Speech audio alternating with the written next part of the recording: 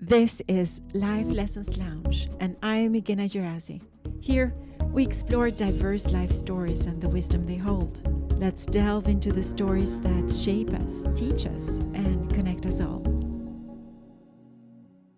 I'm so happy you're here. I'm so happy to be here. Thank you for having me. Welcome to my lounge. I'm just lounge here. Oh, Evy. So, my dear, how are you feeling? Good. A little hot. It's a hot day here in Lisbon, but good. Good. And how are you feeling in this stage of life that you're in? In this stage of life that I'm in, there's a lot going on. I have two small children, 2 under 3. Well, one's 3 and a bit, and one's 4 months. So yeah, a lot to juggle. But it's good. Fulfilling. Yeah. Even though it's a lot of work, it's very fulfilling, and they teach you a lot. Children teach you a lot about leadership, about how to prioritize, how to influence, because you think that you can be authoritative with children. Well, some people do. It doesn't work, I've found. It's really a lesson in influencing and persuasion and, participative leadership, let's say, getting them involved in the decision making. So, yeah, they teach you a lot, as well as, the things that you would think of, like how to juggle a million things at once and how to keep everything moving, because you don't get time off with children. It's 24 hours all through the night. You're on the clock. Yeah. And what are you learning about yourself? Intuitive leadership. So I didn't realize how intuitive mothering actually is. If you really follow your intuition, you really know what's best. So that if there's anybody out there who's thinking about having kids, or is, pregnant, or is about to have children, that is the one piece of advice that I give now, is follow your intuition, follow your instinct, because it does come so naturally to mothers. And I think a lot of the time we rely on experts and outside opinions, because there's always a lot of that, isn't there? There's always people telling you what to do as a parent, what to do, what not to do, and all these different fads that come and go. But what I found is like really listening to your gut and your instinct. Mm-hmm. Mother knows best. But really, you do. You really know. You just know what to do, and it just comes. So yeah, I've observed you, how immediately you know what kind of cry it is. Oh yeah, that's the other thing. You know the different cries. You know the cry that's real. So and you know the cry for attention. Yes, you know the one where you're like, just calm down, you'll be fine. But you mentioned also before in terms of preparing for the kid before, yes, like not just trusting your intuition. Is there something else that people need to know when preparing to have kids, even as a couple, right?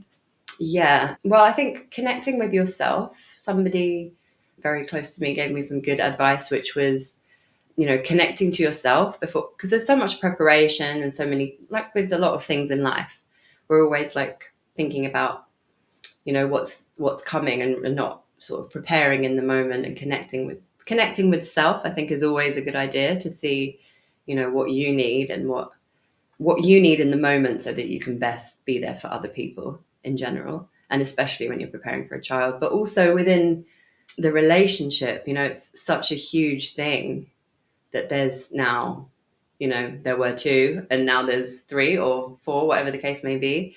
The system, when we talk about systems and relationships, and the system is not just changing, it's not even transformation, it is transformation, but it's an explosive transformation, because it's radical. It's radical, yes, to say the least. So I think that we really underestimate, to say the least, like that's an understatement, a huge understatement. So I think a lot of the time, I don't happen to know anybody who, before having a child, really sat down and said, what are the values that we want to, how do we want this to look, like explicitly. I think in relationships we do, if we're doing well, we know each other's values, we talk about our values, we talk about, maybe, the big things, broadly speaking, how do we want to raise the child. But, for instance, big topics like, what is a mother? What does it mean to be a mother? Like, what does it mean to be a father? What does it really look like? How does it really play out, like in detail? And do you know, actually, before you become one? Yeah. No, you don't, I think. Maybe you don't. Mm. Unless you've been very close to a sibling or to a friend or someone else who's experienced that. But I think, now in the circles that I'm in with a lot of couples who have just had their first child or maybe their second or third, this is the thing I'm discovering, that we can really, really benefit from having that conversation of, when this happens, what will we do? Schooling, all the things, but how, like, specifically, how will it look like, and what do you want as individuals, and what do you want for the child, and also,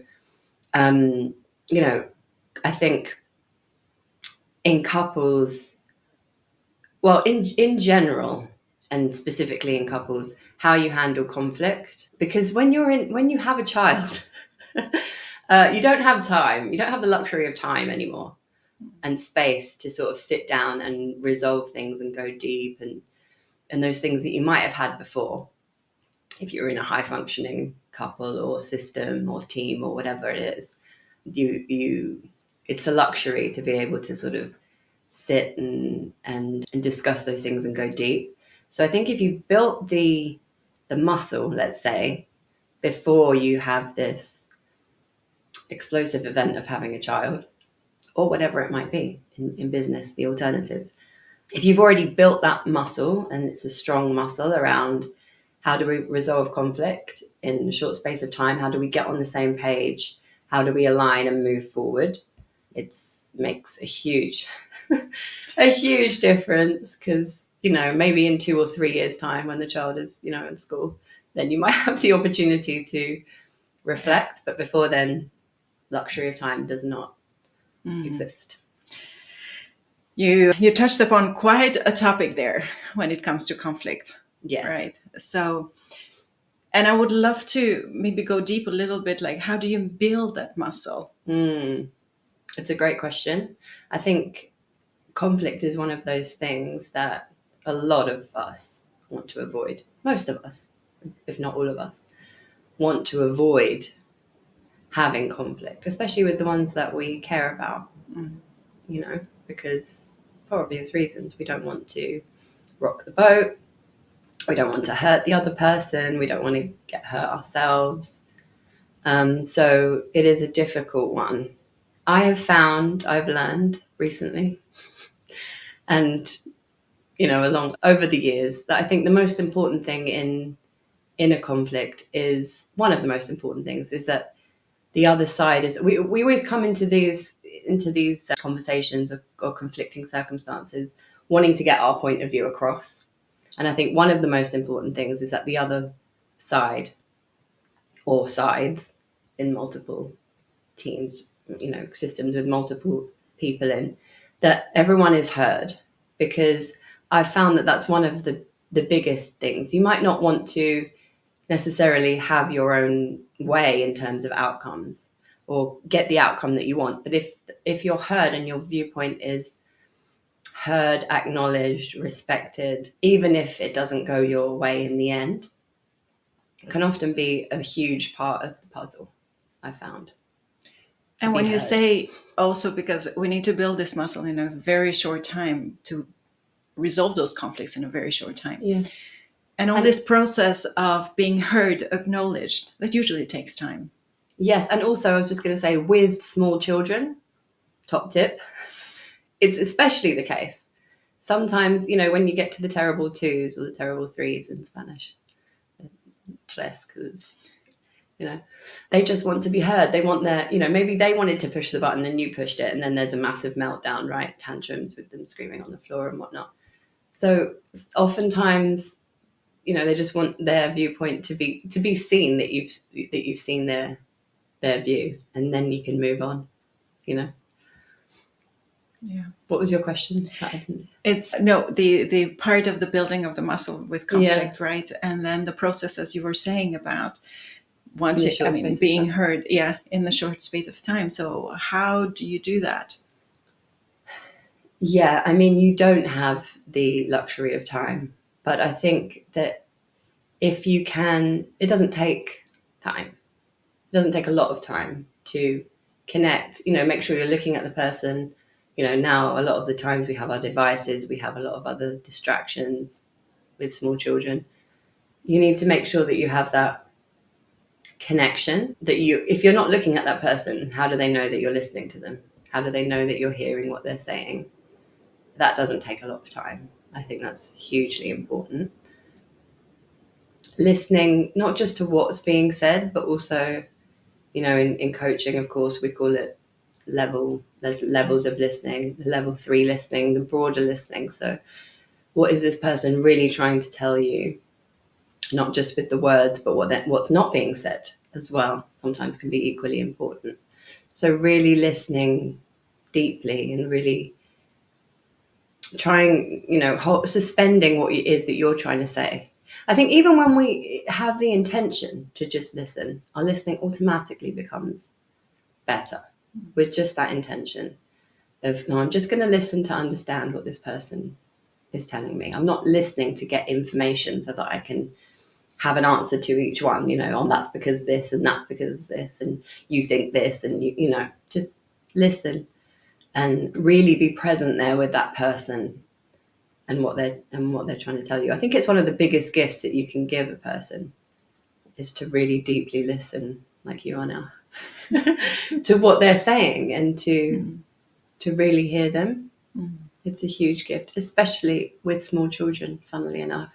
I think small children and babies are such a good leadership development Tool. They are, you know. I think it's a whole untapped, maybe not untapped, but a whole resource that we don't acknowledge fully. Children are such great teachers. They will teach you how to listen, patience, all of these qualities that are so important in leadership. Yeah. When we're talking about conflict, right? Because there is one way of conflict in terms of when towards the kids, right? When they're giving a tantrum and stuff. And then there is the other with the partner, right? Because I feel like even though the principles are the same in a way, it's still the audience is different, right? So because you were saying about listening and being fully present, and I feel like when you have the background, because if you have the kids, if you have things like quickly, so how do you even, because you said it doesn't take time, but still, how do you also block the distractions around? I think it's about knowing when to turn your attention to that thing. For that thing, I'm referring to a child. So sometimes you can't ignore the child and knowing when they really need your attention versus you've been talking to daddy for quite a while and now I would like you to, so knowing when they really do need you before it escalates, I think is a thing that every mother and father knows, to be honest with you, like something that you would learn very quickly. And then, maybe sometimes it's appropriate to wait until they're in bed and you have that 5 minutes, often at the end of the day when you're absolutely shattered. Or the 5 minutes in the morning before they've woken up. Or in the middle of the day if you live in Spain or Portugal, where you might get a siesta, if you're lucky, if your children are prone to take naps. Just finding that 5 minutes. I think it's also prioritization, right? Because also in those 5 minutes, you also want to do some logistics, you want to do other things. So it's prioritizing. Yeah, I tend to steer away from doing that. I mean, a lot of people use that time when the kids are asleep, like, let's get everything else done. I tend to personally always think to myself, when the kids are resting, I should be resting. Hard though that is, resting or, connecting or rejuvenating in some way. Not trying to get all the things done. It's easier said than done, right? And it requires a partner and a level of partnership that can support that. Because I think when your partner is able to work in a true harmonious partnership, so that you're picking up the slack or they're doing things, or you're doing things when they're with the kids and they're doing things when that it works like that, then you're able to rest when the kids rest. But otherwise, I find you get to the end of the day and you're completely burnt out. So I learned that lesson early as well, which again is reflective of, when I've also been in a leadership position. You can't I find as a leader, just keep going, and hope that, you can just burn out very easily like that, can't you? So building in those rejuvenation periods into your day, whatever you're doing, I think is good advice for maintaining your sanity and your wellness. Yeah. And especially when you have small babies that you're responsible for. Yeah. Definitely. Yeah. You need to be fully present. Exactly, to be fully present for them when they are awake. Otherwise, they wake up and then that panic sets in of like, oh my God, I didn't rest. I'm like, now I'm running on empty, and now I just have to put them in front of the TV to get all the things. Yeah, not a good way. Good. So rest, quite important. Presence, very important. Yeah. Here, prioritization. Also prioritization, what I hear, it's also self, but also the couple and the partnership. Right? Yes. I think, well, in terms of prioritization, it naturally falls down the priority. And I think, that's something that you probably would realize beforehand, but just the extent to which I don't think couples typically know that going into it, that actually it has to become all about the children, just completely.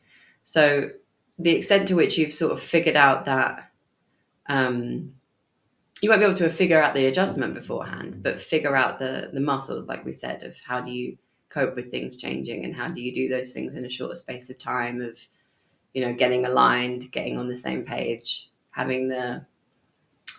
resolving the conflicts, aligning on whatever it might be quickly, then you'll be in a good spot.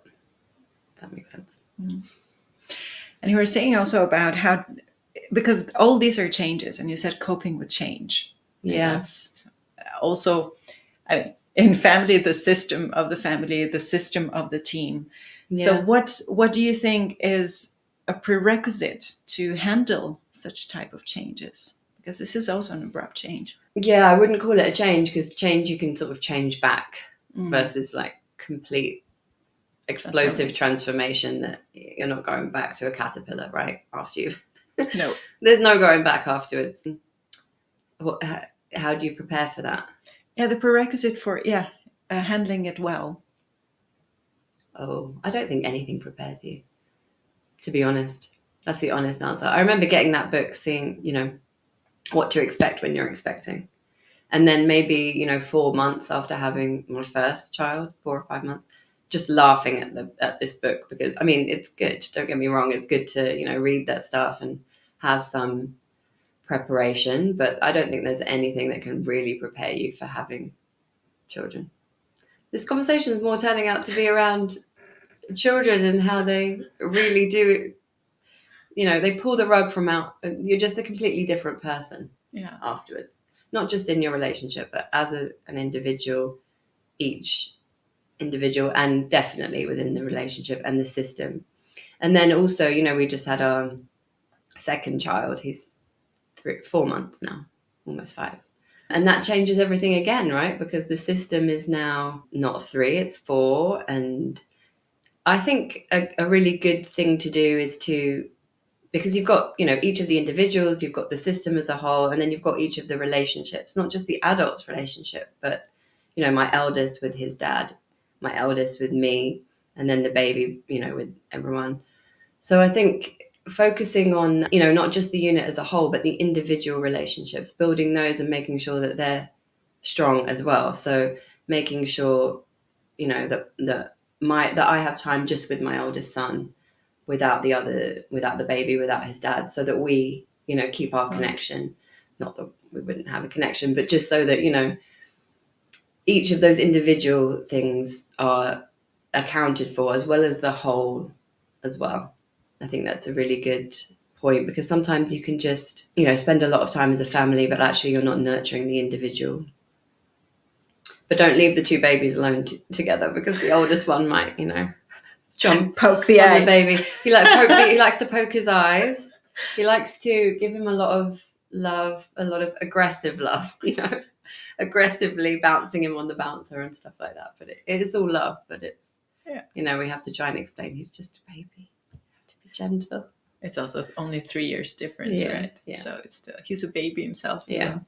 I'm looking forward to when they're, older brothers and they can have that brotherly connection and do the things that brothers do, go fishing and whatnot.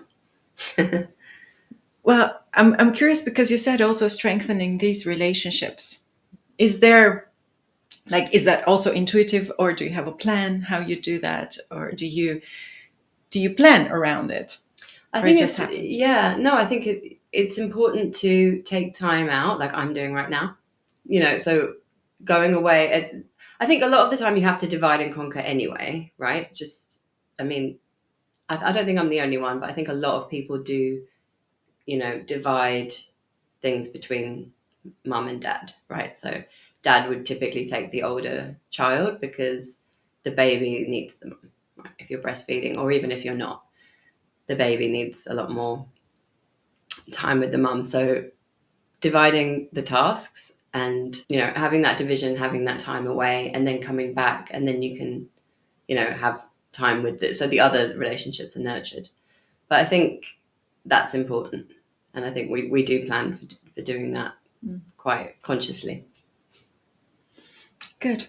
And what's a healthy conflict when it comes to, juggling a family of 4 for you? Yeah. Healthy conflict. I think you're going to have conflict no matter what, in any relationship, in any system. And like I said before, I think a lot of the time we want to try and avoid having it.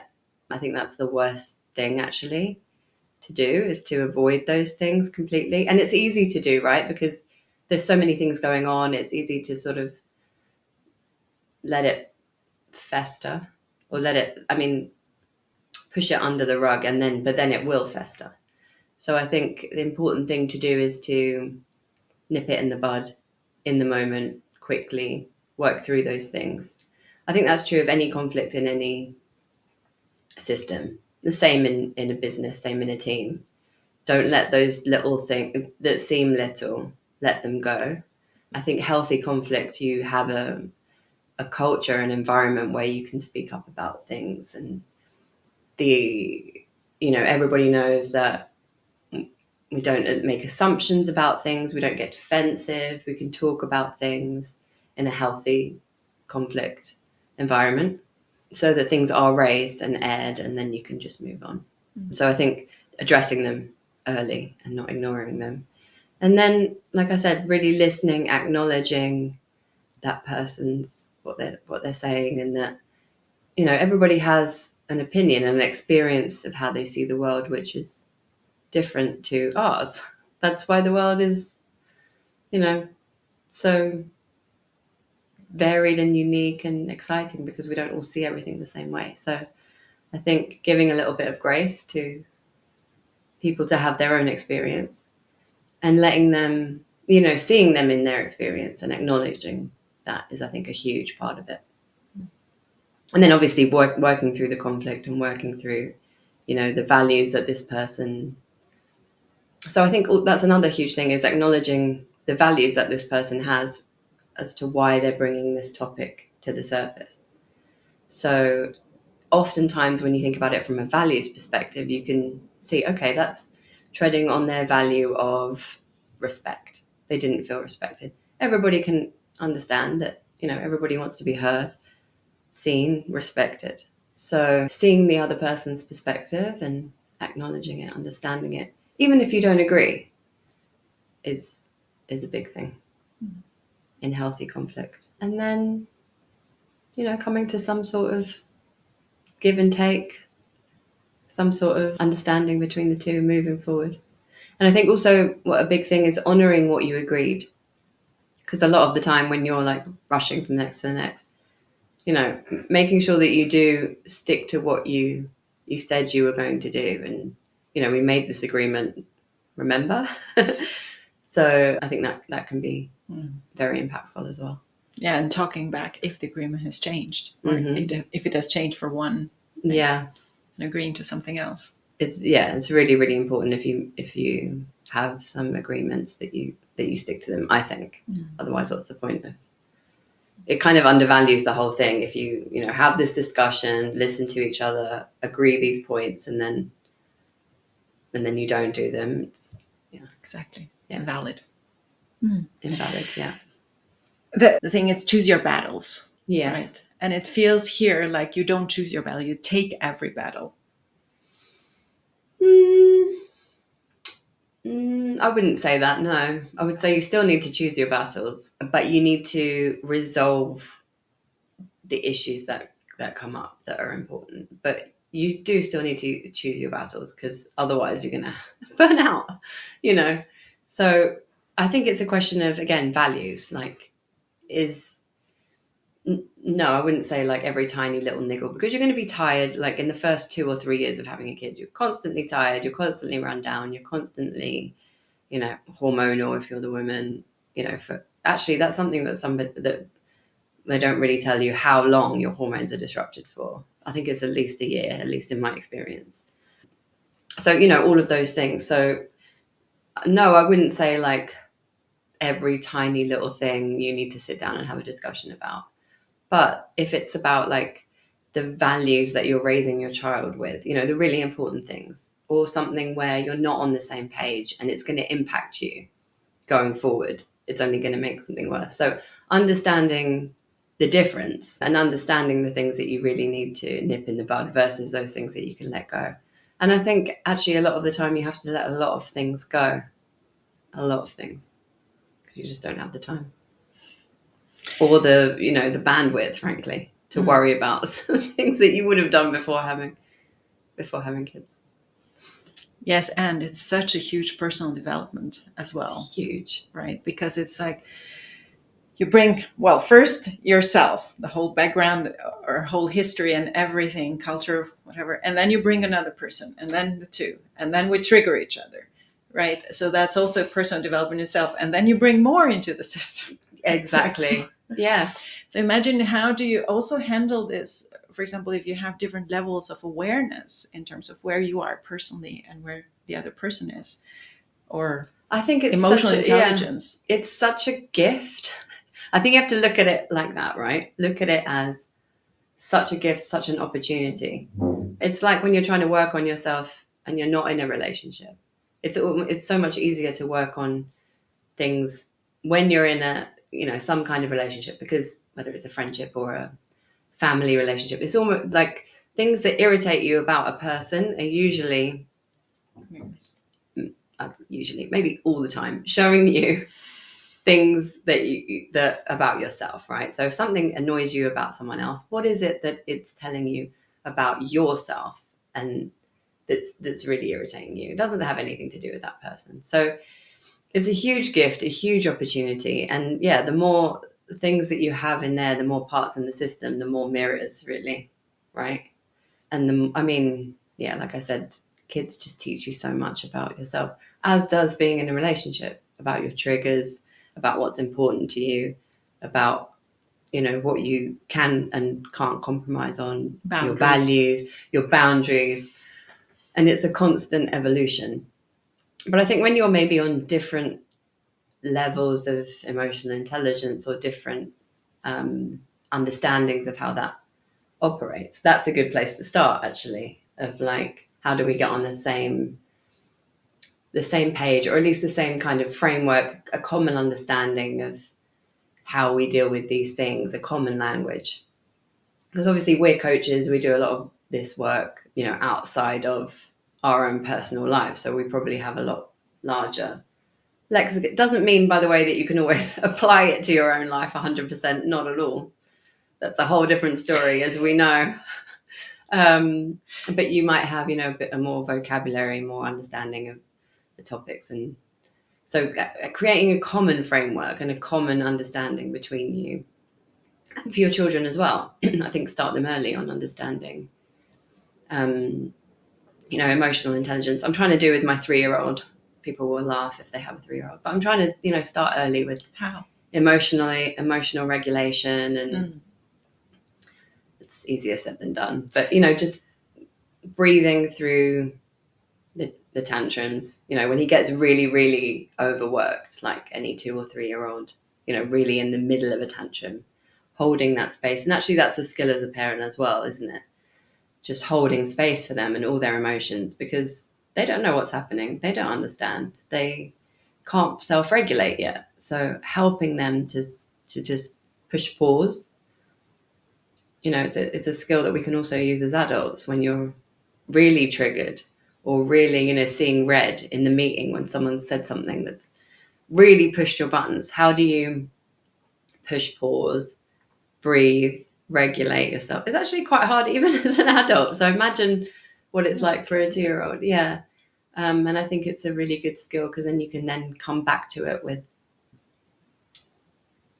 at a point when you're able to approach it in a constructive manner, rather than when you've got red of rage or whatever it might be. You ever had a baby on your podcast before? No, it would be amazing. Well, welcome. We have a new guest in our podcast. Hi, cutie. Oh, love. You just puke. Opa. Opa. How amazing is this that we have this one? This is Louis. Hi, He's Louis. 4 months. This is his first podcast. I'm so honored to have you First in of my many. podcast. Yeah. Exactly. Maybe we can have a look at him here. Having a baby especially teaches you to be in the moment as well. You really do have to be in the moment. And I think, people have different schools of thought about this, about, how do you go with the flow, like in terms of naps and feeding and stuff like that, which tends to be more what I do, versus like regimenting things. This now it's nap time, which also can have its benefits, but we don't tend to do that. Babies in business. Welcome back to Babies in Business. Hi, Kira. I would just more ask you about what kind of advice would you give to couples? Well, we said a little bit before having babies. Yeah. And when probably they're also going through this transformation when they're having babies. It's like, what do you need to come back to? Like, what advice would you give to? I would strongly advise to find the time, which is really difficult, I know, but to find the time to have that conversation, whether it's with a professional or otherwise, around like conscious parenting. Let's say, like, how do you want to raise this child? How do you want the values you want to instill, and what does that really look like? Because you can say, I have a value of family. What does that mean? I have a value of respect and discipline. What does that mean, really? Exactly. So really getting to, if you haven't done that before, do it now. Because it really makes a difference being on the same page. Even if you do, you're going to have disagreements, because we're human. What human 100% is in alignment with another human being 100%? That doesn't happen typically. So you're going to have disagreements, but getting, at least 90% on the same page of how that's I think it's going to save so much heartache and pain and tears going forward. Absolutely. And how do you nurture also each other as a couple? Yeah, I think that's also super important, about having time, like I said earlier, about each pair in the system having time to build that connection. I think that is important. I think for different relationships is, to a greater or lesser extent, in terms of time that you need to spend together and ways to, but you can nurture that, in very creative ways, even if it's just, I think it's more about quality rather than quantity. So quality time. And that's the difficulty, having the quality time when you've got these other little humans in the picture. And what's next for you, Evy? Well, I've had a nice long maternity leave. Now it's going to be a year, coming up to a year. So we shall see what's next. Watch this space. We'll definitely be looking forward to working with organizations and individuals and couples and teams on relationships and working through conflict and understanding your values and promoting healthy relationships for everyone. That's so needed. Yeah, Thank it you. is. Thank you. And I think it's about getting the basics right. Everybody knows that, better listening is good, but it's such an underutilized skill, I feel, even now, and especially in business, So even if we could just improve listening by 10% across businesses. Louis agrees, he Very agrees much with me. agrees. He does. We could already, and I did some research actually when I was working for a company a few jobs back, where we showed that just improving managers' listening improves things like, customer NPS, growth of the organization. It has real business impact. It's not just about, making people feel good. It has a business impact. Definitely. Oh, you're going to have fun cutting this. Watch the space. I was coming. Thanks for having me. It's been Thank really you so nice. much. That was so lovely. Yeah. Can we just say hi, Louis? Hi to Louis. everyone. Say hello. Thank you. And tell them to subscribe to the channel. Yeah? Subscribe. Thank you for being with us in the Life Lessons Lounge. Remember, every story has its wisdom. Join us next time for more insights and inspiration. Until then, keep learning, keep growing, and keep sharing your own story.